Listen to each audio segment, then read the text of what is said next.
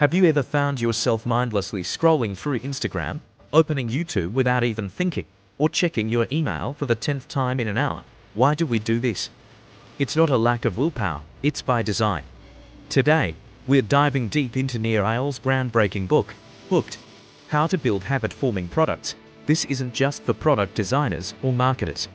It is for anyone who wants to understand the psychology behind the apps and services that shape our daily lives.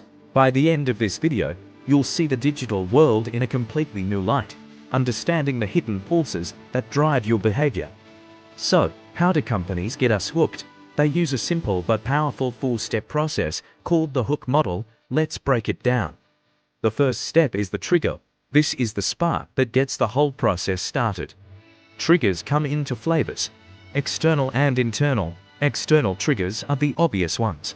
A notification pops up on your screen, you get an email, a friend tells you to check out a new app, or you see an ad. These are the pings, buzzers, and dings that grab your attention and tell you what to do next. For example, a like on your photo is an external trigger prompting you to open the app. But the real magic happens with internal triggers. These are far more powerful because they come from within us. Internal triggers are tied to our emotions, routines, and thoughts. Feeling lonely, you might open Facebook. Feeling bored, you might scroll through TikTok. Feeling uncertain, you might Google a question. The most successful products don't just bombard you with notifications. They attach themselves to your internal states. They become your go-to solution for a feeling. Think about it. When you're waiting in line, what's the first thing you do? You pull out your phone. That's not because of a notification. It's an automatic response to the internal trigger of boredom. The goal for any company is to move you from relying on external triggers to being driven by these internal ones. That's when a habit is truly formed. Once you're triggered, the next step is action. This is the simplest behavior you do in anticipation of a reward. The key word here is simplest. According to the Fogg behavior model, which is a big part of Hooked, for an action to occur, you need three things: motivation, ability, and a trigger. We already have the trigger. Motivation is your desire for the reward. But the real key is ability. The easier something is to do, the more likely you are to do it.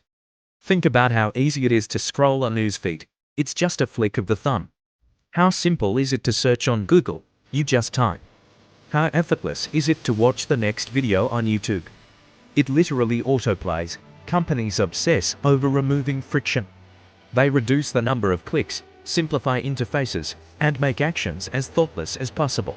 If logging into an app required a 20-character password and a two-factor authentication every single time, you'd probably use it a lot less, right?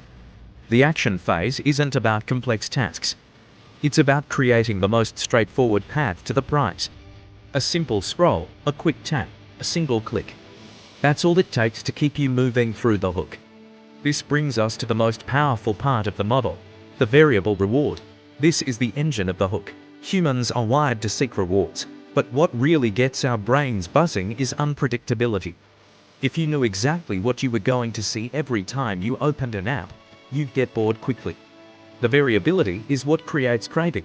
It's the same principle that makes slot machines so addictive.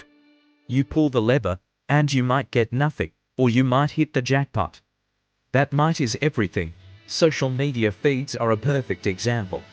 You scroll, and you don't know what you'll find next. It could be a hilarious meme, a message from a friend, or a boring ad. This hunt for the reward keeps you scrolling, looking for that next dopamine hit. Nir Eyal breaks these rewards into three types. First, rewards of the tribe. These are social rewards like likes, comments, and shares. They make us feel accepted, important, and connected to others. Second, rewards of the hunt. This is the search for resources or information. Think of scrolling through a news feed like Twitter or Pinterest, hunting for that interesting article or beautiful image. And third, rewards of the self. These are about personal gratification and mastery. Think about clearing your inbox to zero or leveling up in a game. It feels good. By mixing these variable rewards, products keep us engaged and always coming back for more, never quite knowing what we're going to get, but hoping it's something great. The final step in the model is investment. This is where you, the user, put something into the product. which in turn increases its value and makes it more likely you'll use it again. This isn't just about money, it's about investing your time, data, effort, and social capital. Every time you follow someone on Twitter, you're making your feed more valuable to you. Every time you create a playlist on Spotify, you're investing effort that you wouldn't want to lose by switching to another service. Every time you add a friend on Facebook or build your professional network on LinkedIn, you're increasing your social investment in the platform. This investment does two crucial things. First, it loads the next trigger. When you send a message on WhatsApp, you're investing in the conversation, which loads the trigger for a reply notification later. Second, it stores value, making the product better with use. Your Netflix recommendations get more accurate the more you watch. Your Amazon account knows what you like to buy. This creates a powerful lock-in effect. The more you use it, the harder it is to leave, because leaving would mean abandoning all the value you've built up. It's a brilliant cycle. The investment improves the service, which encourages you to come back, passing through the hook again and again until it becomes a true, unthinking habit. So, we have the trigger, action, variable reward, and investment. That's the hook model. It's a powerful framework, and it raises some important ethical questions. Neil addresses this by introducing the manipulation matrix. He asks creators to consider two things: does the product materially improve the user's life, and does the creator personally use it? If the answer to both is yes, you're a facilitator, helping people build healthy habits. Think of a fitness app or a language learning tool.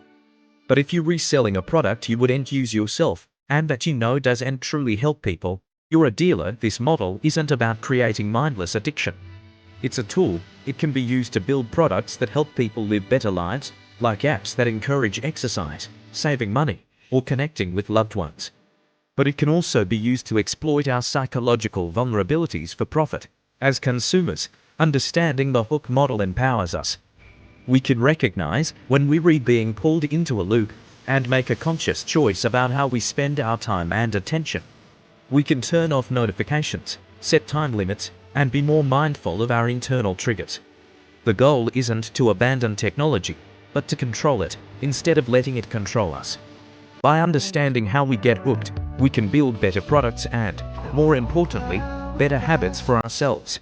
Thanks so much for watching. I hope this breakdown of Hooked gave you some valuable insights into the products you use every day. If you found this helpful, please hit that like button, subscribe for more deep dives into fascinating books, and share this video with a friend who can't seem to put their phone down. I'd love to hear your thoughts in the comments below.